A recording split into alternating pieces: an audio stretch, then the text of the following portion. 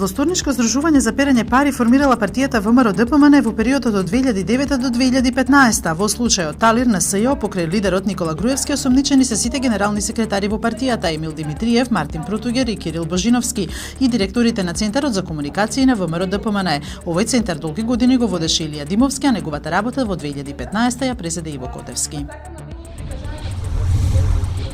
Лидерот на СДСМ Зоран Заев изјави дека е задоволен како течат преговорите за состав на новата влада и дека уште утре ќе почнат подетално да разговараат за поделба на ресорите. Се прават напори за што поскоро да се достави предлогот до собранието за составот на владата, најпрво во интерес на граѓаните, а потоа и поради обврските кон Брисел, изјави Заев.